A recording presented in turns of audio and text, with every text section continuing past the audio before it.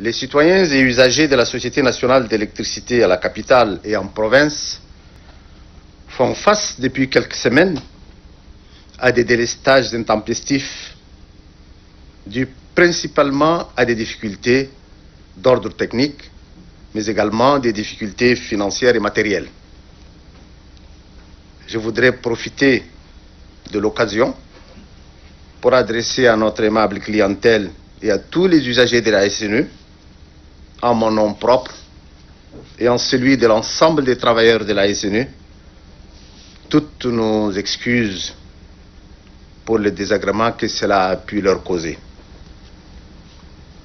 Il y a de cela près de 2 mois que le maréchal du Tchad, Idriss Déby Itno, président de la République, chef de l'État, nous confiait la mission, ô combien délicate, pour la 2e fois, de diriger la SNE, ce dont nous lui sommes infiniment reconnaissants.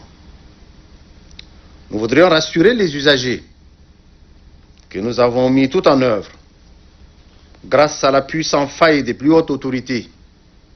En premier lieu, le maréchal du Tchad, qui, conscient des enjeux et soucieux de trouver une solution à la crise énergétique, a mis à notre disposition des moyens conséquents pour relever ces défis. En effet, il est important de savoir que pour la ville de N'Djamena, qui représente 95% de l'activité de la SNE, près de la moitié des groupes sont en panne. Il y en a 14, il n'y a que 7 qui fonctionnent.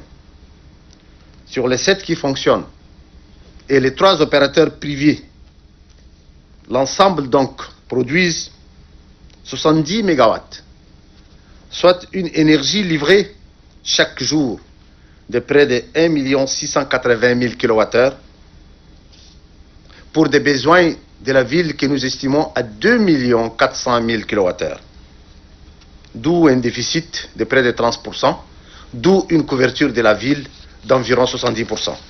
Et ce déficit, par moment, il est aggravé quand surviennent des défauts et des pannes dus à la vétusté des lignes de distribution et à un réseau de transport surchargé.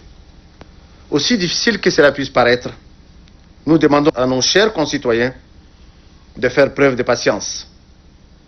Leur calvaire sera bientôt un lointain souvenir.